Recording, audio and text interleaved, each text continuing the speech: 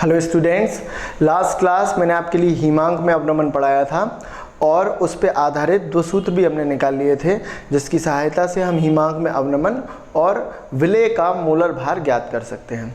आज मैं उसी पे आधारित आपके लिए कुछ सवाल कराने वाला हूँ, जिसमें से पहला मैं लिख रहा हूँ 240 ग्राम यूरिया को 2 किलोग्राम जल में घोला गया। यूरिया को जल में घोला तो विलयन तैयार हो गया। तो जो तैयार विलयन है उस विलयन का हिमांक यानी फ्रीजिंग पॉइंट हमें ज्ञात करना है। ठीक, तो सबसे पहले हम ये देख लेते हैं कि सवाल में हमें दिया क्या क्या है। ठीक, दिया है, क्या दिया है। सबसे पहले बात करते हैं विलय की मात्रा की।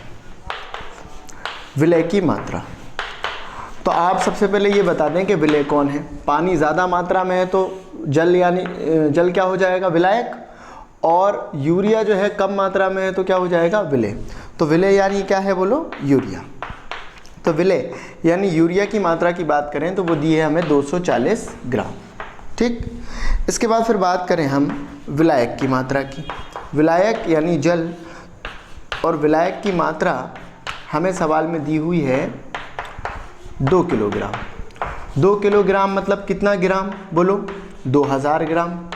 अरे भाई ये तो बड़ी आसान बात है ना कि 1 किलोग्राम मतलब 1000 ग्राम, तो 2 किलोग्राम मतलब 2000 ग्राम। ठीक, ये दो चीज़ें तो हमें सवाल में सीधे ही दी हुई हैं। तीसरी, विलय का मोलर भार। विलय का मोलर भार, विलय यानी यूरिया का मोलर भार। तो वैसे तो ये चीज़ भी मैं आपके लिए पहले भी बता चुका हूँ कि ये चीज़ भी आपको प्रश्न में दी हुई आएगी, लेकिन हमने निकालना सीखा हुआ है कि किसी भी यौगिक का मोलर भार किस तरीके से निकाला जाता है। ठीक, तो अगर हम बात करें यूरिया की, तो यूरिया का सूत्र होता है NH2 bond carbon double bond से ऑक्सीजन बॉन्ड NH2, इसको यूरिया कहते हैं। ठीक, ये है हमारा यूरिया का सूत्र। तो वैसे तो आपके लिए मोलर भार दे देंगे, लेकिन फिर भी अगर हमें सूत्र याद है तो हम सूत्र की सहायता से मोलर भार ज्ञात भी कर सकते हैं। ठीक, कैसे सीखा हुआ है। नाइट्रोजन का मोलर भार कितना होता है, 14 ग्राम। एक हाइड्रोजन का कितना होता है, 1 ग्राम। तो 2 हाइड्रोजन का कितना होगा बोलो, 2। प्लस कार्बन का कितना होता है, 12। प्लस ऑक्सीजन का कितना होता है, 16। प्लस नाइट्रोजन 14 प्लस एक हाइड्रोजन का 1, तो 2 हाइड्रोजन का 2। बात समझ में आ गई। एक बार और बता रहा हूँ, देखिए नाइट्रोजन का कितना है 14, 2 हाइड्रोजन का 2 ग्राम, कार्बन का 12, ऑक्सीजन का 16 ग्राम, नाइट्रोजन का 14 और हाइड्रोजन एक हाइड्रोजन का 1, तो 2 हाइड्रोजन का बोलो 2 ग्राम। ठीक, सबको आप एडअप करोगे तो कितना आ जाएगा, 60 ग्राम। तो ये जो 60 ग्राम आया है, यह आया है मोलर भार किसका, विलय यानी यूरिया का। ठीक, इसके बाद फिर अगर अपन आगे बढ़े तो हमारे पास डेल्टा TF बराबर सूत्र क्या है बोलो, KF बराबर डेल्टा TF बराबर सूत्र है हमारे पास KF into W1/M1 into 1000 upon W ग्राम। और ये सूत्र मैं आपके लिए लास्ट क्लास में निकलवा चुका हूँ। आखिरी क्लास में जब हमने हिमांक में अवनमन पढ़ा था तो हिमांक में अवनमन में जो सूत्र निकाला था वो यही था। डेल्टा TF मतलब क्या है, हिमांक में अवनमन बराबर KF यानी मोलल हिमांक बोलो स्थिरांक। W1 क्या है, विलय की मात्रा। M1 क्या है, विलय का मोलर भार।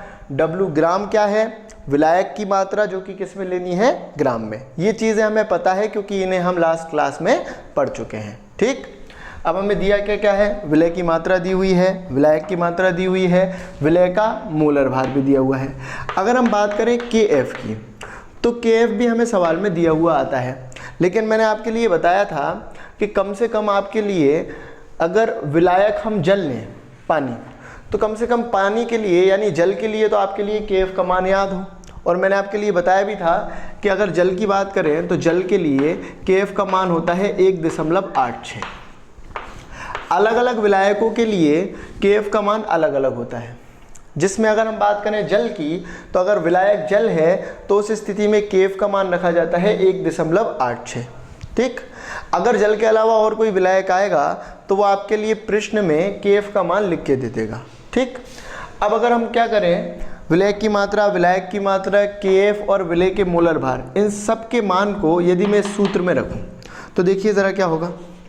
तो डेल्टा TF बराबर KF कितना है बोलो 1.86 इंटू W1 यानी विलय की मात्रा, तो विलय की मात्रा कितनी दी हुई है बोलो 240 डिवाइडेड बाय M1, M1 यानी क्या, विलय का मोलर भार जो कि हमने कितना निकाला है 60 ग्राम इंटू 1000 की जगह पर 1000 डिवाइडेड बाय W ग्राम यानी विलायक की मात्रा जो कि कितनी दी हुई है हमें 2000 ग्राम।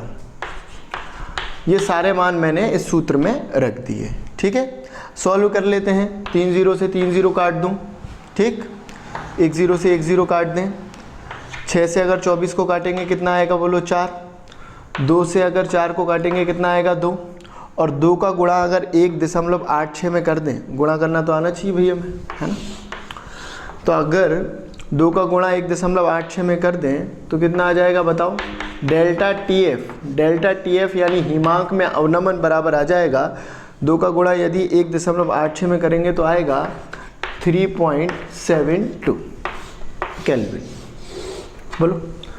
तो ये आ गया हमारे पास डेल्टा TF का मान, डेल्टा TF बराबर 3.72।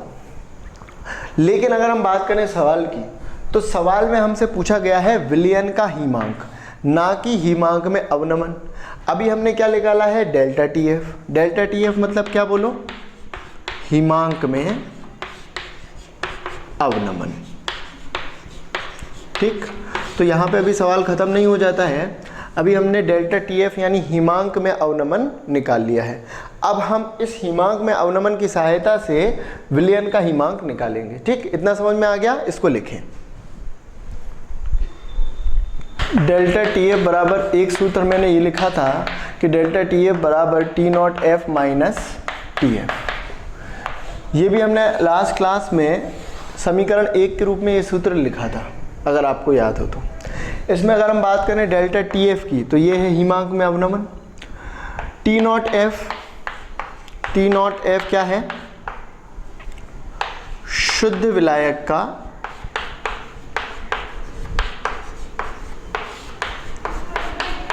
हिमांक।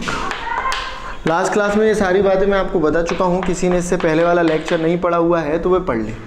और अगर बात करें TF की, तो TF है विलयन का हिमांक।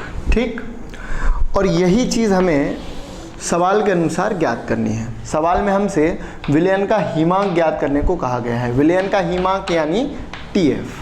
ठीक, ये चीज़ हमें ज्ञात करनी है। तो भाई ये चीज़ हमें ज्ञात करनी है। डेल्टा TF यानी हिमांक में अवनमन हम ज्ञात कर चुके हैं। अगर बात करें T0F की, तो T0F यानी शुद्ध विलायक का हिमांक, और शुद्ध विलायक कौन है हमारे पास यहाँ पे, जल। और अगर आपको पता हो कि जल का जो हिमांक होता है, जल का जो फ्रीजिंग पॉइंट होता है वो होता है बोलो T0F यानी शुद्ध विलायक का हिमांक यानी जल का हिमांक, और जल का हिमांक होता है 0 डिग्री सेल्सियस। देखिए शुद्ध विलायक का हिमांक भी हमें प्रश्न में दिया हुआ आता है, ठीक है ना। लेकिन कम से कम अगर हम जल की बात करें तो जल का हिमांक तो हमें पता होना चाहिए। अगर पानी की बात करें तो पानी 0 डिग्री सेल्सियस पे जम जाता है, फ्रीज हो जाता है, यानी जल का हिमांक कितना होता है 0 डिग्री सेल्सियस। वहीं 100 डिग्री सेल्सियस पे वो बॉयल हो जाता है और बाष्प में परिवर्तित होना शुरू हो जाता है, तो उसको हम क्या बोलते हैं, उसका क्वथनांक। तो अभी बात कर रहे हैं हिमांक की और बात कर रहे हैं जल की, तो जल का हिमांक हमें पता होना चाहिए और वो होता है 0 डिग्री सेल्सियस। जल के अलावा अगर और कुछ लिया जाएगा तो उसका हिमांक वे आपके लिए प्रश्न में दे देंगे। ठीक, तो अगर बात करें जल की, तो जल का हिमांक कितना है, delta TF is equal to 0 degree Celsius. अब मैं आपके लिए बता चुका हूँ कि कोई भी मान यदि डिग्री सेल्सियस में दिया हो और अगर उसे केल्विन में परिवर्तित करना हो, तो उसे केल्विन में परिवर्तित करने के लिए आप उसमें 273 को जोड़ देते हैं। ये चीज़ हमें पता है पहले से कि अगर मान लीजिए कि कोई मान हमारे लिए डिग्री सेल्सियस में दिया है, परिवर्तित करना है केल्विन में, कैसे करेंगे कि भाई जो डिग्री सेल्सियस वाला मान है उसमें जोड़ देंगे 273 को। तो चलो जोड़ देते हैं, 0 डिग्री सेल्सियस प्लस 273 तो आ जाएगा 273 केल्विन। तो डेल्टा टी नॉट एफ़ की अगर बात करें, टी नॉट एफ़ यानी शुद्ध विलायक का हिमांक, तो केल्विन में वो आ जाता है हमारे पास 273 केल्विन। ठीक है, अब हम यहाँ पे वैल्यू रख देते हैं। डेल्टा टी एफ की अगर बात करूँ तो डेल्टा टी एफ मैंने आपके लिए निकलवा दिया है अभी। डेल्टा टी एफ कितना निकाला था हमने, 3.72। डेल्टा टी एफ का वैल्यू 3.72 ही निकाला है ना हमने अभी, is equal to T not F. T not F की बात करूँ तो वो कितना है, 273 minus T F. T F हमें ज्ञात करना है। ठीक है, देखिए डेल्टा टी एफ की बात करें तो डेल्टा टी एफ हम निकाल चुके हैं 3.72 is equal to T not F की बात करूं शुद्ध विलायक का हिमांक, तो वो हमने निकाल लिया है और हमें पता है कितना होता है 273 केल्विन, माइनस टी एफ यानी विलयन का हिमांक हमें ज्ञात करना है।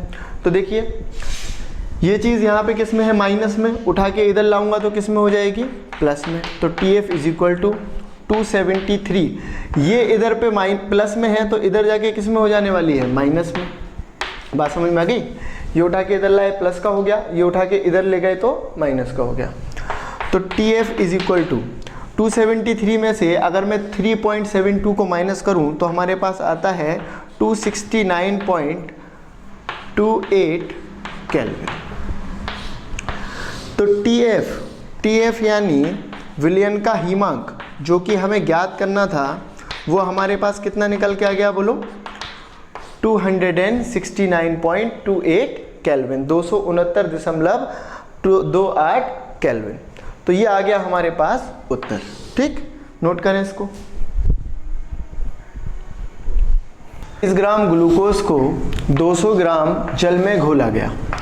यदि डेल्टा टी एफ यानी हिमांक में अवनमन का मान हो 1.86, तो उस स्थिति में ग्लूकोज का मोलर भार हमें ज्ञात करना है।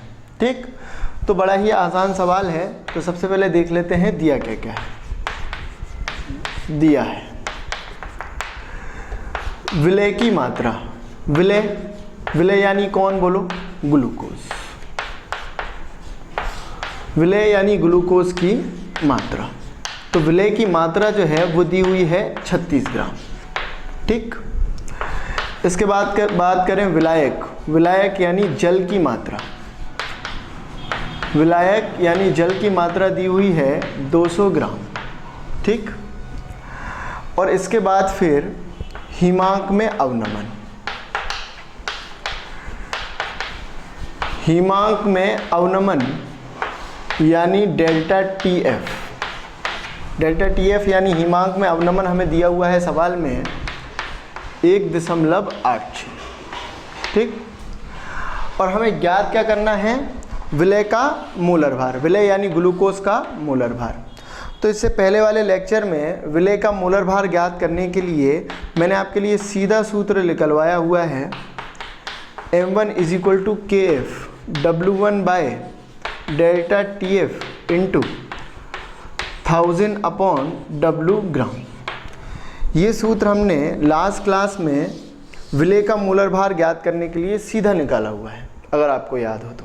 ठीक है, इसमें m1 क्या है बोलो, m1 मतलब है विलय का मोलर भार। ठीक, W1 विलय की मात्रा, डेल्टा टी एफ हिमांक में अवनमन, W ग्राम विलायक की मात्रा, और KF यानी मोलर अवनमन स्थिरांक, जिसका अगर मान देखें तो जल के लिए कितना होता है, 1.86। KF का मान जल के लिए कितना होता है बोलो, 1.86। ये मैं आपको इससे पहले वाले लेक्चर में और आज भी, अभी इससे पहले जो हमने सवाल किया है उसमें भी बता चुका हूँ। ठीक, चलो सारे मानों को सूत्र में रख देते हैं। तो m1 यानी विलय का मोलर भार, तो m1 बराबर KF की जगह पे कितना लिख दें, 1.86 इंटू W1 यानी विलय की मात्रा कितनी दी हुई है, 36 divided by delta T F, यानी हिमांक में अवनमन कितना दिया हुआ है 1.86 इंटू विलायक की मात्रा 1000 की जगह पे 1000 डब्लू ग्राम, यानी विलायक की मात्रा कितनी दी हुई है 200। ठीक, सॉल्व कर लेते हैं। 200 से 2 0 को मैंने कैंसिल आउट कर दिया। ठीक है, 2 से मैं 36 को कैंसिल आउट करूं तो 2 से अगर हम 36 को काटेंगे तो कितना आ जाएगा 18। 1.86 से 1.86 को काट देते हैं। ठीक, 18 का गुणा अगर 10 में करेंगे तो बता कितना आएगा, बोलो। m1 बराबर 18 गुणा 10, बोलो 180, और मोलर भार की इकाई क्या लेंगे हम, ग्राम। ठीक है, तो m1 बराबर आ जाएगा 180 ग्राम। m1 यानी विलेय, विलेय यानी कौन, बोलो विलेय कौन है हमारा, ग्लूकोज। तो विलेय यानी ग्लूकोज का मोलर भार कितना निकल के आता है हमारे पास 180 ग्राम। तो बहुत आसान सवाल है आपके लिए, सारे मान देकर उन्होंने सीधा ये पूछा है कि आप विलेय का यानी ग्लूकोज का मोलर भार बता दीजिए। आपको सवाल में बस एक ही चीज़ बहुत अच्छे से पता होनी चाहिए, और वो है सूत्र। ठीक है, तो अगर आपके लिए सूत्र अच्छी तरीके से याद है तो आपके लिए सवाल में सारे मान मिल जाएंगे जिनको आप डायरेक्ट रखकर और आपका उत्तर प्राप्त कर लोगे। ठीक है ना, तो इतना नोट करें, आगे बढ़ते हैं। तो स्टूडेंट्स, आज मैंने आपके लिए हिमांक में अवनमन पे आधारित कुछ सवाल करा दिए। इसी तरह के सवाल हमारे बोर्ड में पूछे जाते हैं, ज़्यादा टफ सवाल नहीं पूछे जाते। आपके लिए बस सूत्र अच्छी तरीके से याद होना चाहिए, और अगर सूत्र अच्छे से याद है तो आप आराम से ही क्वेश्चन को अटेम्प्ट कर लोगे। ठीक है ना, तो आज के लिए इतना ही पढ़ने वाले हैं। अगले लेक्चर में मैं आपके लिए अगला अणुसंख्यक गुणधर्म यानी परासरण दाब और उसके कुछ मूलभूत जो कंसेप्ट हैं वो आपके लिए बताऊँगा। आज के लिए इतना ही पढ़ रहे हैं। Thank you.